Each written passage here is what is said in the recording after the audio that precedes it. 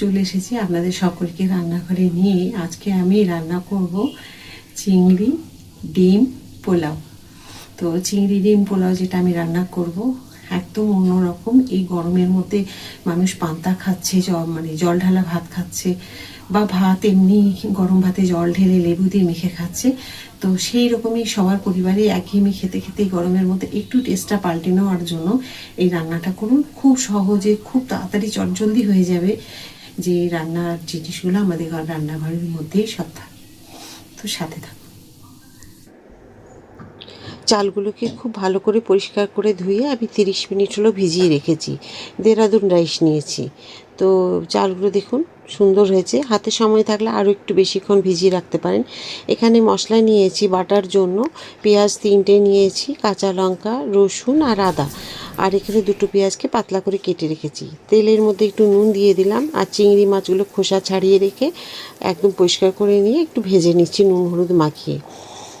তো যে লঙ্কাগুলো আমি বেটেছি তার মধ্যে ঝাল নেই, সুন্দর একটা গন্ধ আসবে, ঝাল হবে না। আর দেখুন মাছগুলোকে একটু ভেজে নেব। আপনারা চাইলে খোসা না ছাড়িয়েও মাছগুলোকে রাখতে পারেন। তো আমি একটু খোসা ছাড়িয়ে রান্না করি। আপনারা তো সকলেই জানেন, আমার রান্না দেখেছেন যারা। মাছগুলো ভাজা হয়ে গেছে। খুব বেশি কড়া করে ভাজা যাবে না, তাহলে কিন্তু রাবারের মতো হয়ে যাবে। ডিমগুলোকে একটুখানি মাঝখান দিয়ে দিয়ে একটুখানি কাট দিয়ে কেটে কেটে নিয়ে তারপর নুন হলুদ এই যে দেওয়াই আছে তেলের মধ্যে একটু হালকা করে ভেজে নিতে হবে। খুব বেশি ভাজবেন না, তাহলে শক্ত হয়ে যাবে ওপরে খোসাটা। ব্যাস হয়ে গেছে। আমি 3টে আলুকে 2 টুকরো করেছি। সেই টুকরো আলুগুলোকে আমি একটুখানি ভেজে নেব। যে তেল আছে তার মধ্যে ভাজা হয়ে যাবে।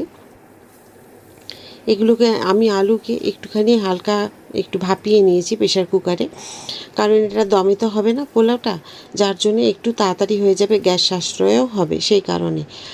আর যদি ভাপিয়ে পোলাও তৈরি করেন তাহলে কিন্তু আলুগুলো কাঁচা দিয়ে রান্না করতেও পারেন। আমি দিয়ে দিলাম একটু সাজিরে। সাজিরেটা দেবেন এই পোলাওয়ে, খুব সুন্দর হয়, গন্ধটা খুব ভালো আসে, স্বাদটা একদম আলাদা। দিলাম একটা বড় এলাচ নিয়েছি, লবঙ্গ এলাচ আর দারচিনি নিয়েছি। এলাচ ছোটো এলাচ নিয়েছি কয়েকটা, লবঙ্গ আর দারচিনি আর একটা বড় এলাচ। তেজপাতা কয়েকটা দিলাম, ধুয়ে নিয়ে দিয়ে দিলাম তেলের মধ্যে। লবঙ্গ এলাচ সবগুলো দিয়ে দিলাম। একদম লো ফ্লেমে থাকবে। একটা তেজপাতা পড়ে গেল। আচ্ছা, লো ফ্লেমে থাকবে। যখনই দেখবেন একটু সুন্দর গন্ধ আসছে, এখানে কাজু আর কিশমিশগুলো দিয়ে দিলাম। কাজু কিশমিশগুলো দিয়ে একদম লো ফ্লেমে হালকা একটু করে ভেজে নিতে হবে। এই যে দেখুন এইভাবে ভেজে নিলাম। আমি যে পাতলা করে কেটে রেখেছি পেঁয়াজগুলোকে, একদম ধুয়ে জল ঝরিয়ে রেখেছি, সেই পেঁয়াজগুলো দিয়ে ভেজে নেব। একদম বেরেস্তা করব না, বেরেস্তা করার কোনো প্রয়োজন নেই পোলাওটা রান্না করার জন্য। আমার সাথে থাকুন, দেখে নিন কীরকম আমি ভেজে নিচ্ছি পেঁয়াজগুলোকে। এই রান্নাটা তৈরি করা খুব সহজ। যখন খুশি, যখন মন যাবে তখনই আপনারা তৈরি করে নিতে পারবেন। সমস্ত কিছু আমাদের রান্নাঘরেই থাকে এইসব। দেখুন, আর পেঁয়াজগুলো সুন্দর করে ভেজে নিয়েছি, একদম যেন পুড়ে কালো হয়ে না যায়। যে মশলাটা বেটে রেখেছিলাম আদা রসুন পেঁয়াজ, আমি নিয়েছি আদা 1 ইঞ্চি, পেঁয়াজ নিয়েছি আর রসুন নিয়েছি 1 গাঁট, আর কাঁচা লঙ্কা তো নিয়েছি একটু গন্ধের জন্য, হালকা একটু জিভে একটু হালকা, মানে যখন লাগবে তখন যেন একটু হালকা ঝাল সেই রকম লাগে।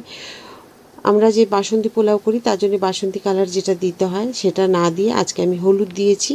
হলুদ দেওয়াতে সুন্দর একটা রং হবে, রান্নাটা ভালো হবে, দেখতেও সুন্দর লাগবে। দিয়ে দিলাম নুন প্রয়োজন মতো, যতটুকু লাগবে। আবার যদি প্রয়োজন পড়ে তখন পরে দেবো, কারণ চাল সেদ্ধ করার সময় আমি নুন দিয়ে সেদ্ধ করেছি, আপনাদের বলতে ভুলে গেছিলাম। জলে যখন ভাতগুলো তৈরি করা হবে তখন একটু নুন দিয়ে দেবেন। ব্যাস, ডিম এই আলু আর চিংড়ি মাছ দিয়ে দিলাম। ডিমগুলো এখনও দিইনি। বেশ সুন্দর করে মশলা মাখিয়ে নেব। জল কিন্তু একদমই দেওয়া যাবে না, জল দিয়ে দিলে কিন্তু ভীষণ পাতলা হয়ে যাবে, আর যখন চালগুলো মেশাবো তখন জল জল লাগবে।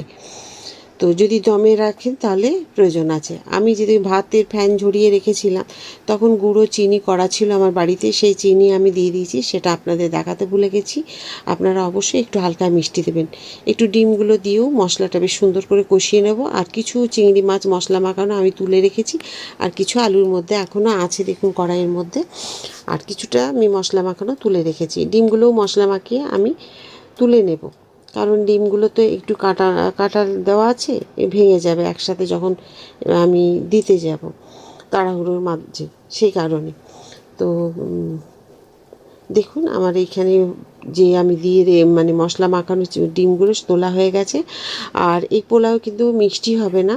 আমরা যেমন নিরামিষ পোলাও যেটা কাজু কিশমিশ দিয়ে আমরা খাই, সেই পোলাও যেমন একটু বেশি মিষ্টি থাকে, পোলাও যেরকম মিষ্টি হয়, এটা কিন্তু যেহেতু ডিম আর মাছ দিয়ে করছি, এর মধ্যে হালকা একটু মিষ্টি লাগবে মুখে, সেই রকম থাকবে। একদম চাপা মিষ্টি, কড়া মিষ্টি হবে না। তো এবারে আমার জায়গাটা যে ছোট হয়ে গেছে, মেশাতে অসুবিধে হচ্ছে, আবার একটা করব, তার জন্য এটার মধ্যেই করে নিচ্ছি। তো দেখুন চালগুলো আমি 70% মতো সেদ্ধ করেছি। আর এর থেকে বেশি করবেন না, তাহলে কিন্তু একদম গলে ঘেটে যাবে। আপনারা তো সকলেই জানেন, আমি অনেকবার দেখিয়েছি কীরকম সেদ্ধ করতে হবে, তার জন্য আজকে আর দেখাইনি, এখন একটু হাত টিপে দেখিয়ে দিলাম। এবারে জায়গাটা ছোট হওয়ার কারণে একসাথে আমি দিয়ে মেশাতে পারিনি, অল্প করে দিয়ে আমি বেশ সুন্দর করে মিশিয়ে নেব মশলা। আর পুরো ভাত যাতে মিশে একদম সাদা না দেখা যায় সেরকমভাবে করে নেবেন। কারণ বাসন্তী পোলাও দেখেছেন তো, বাসন্তী রঙের যেরকম হয়, হলুদ দিয়েও করা যায় বা ফুড কালার দিয়েও করে।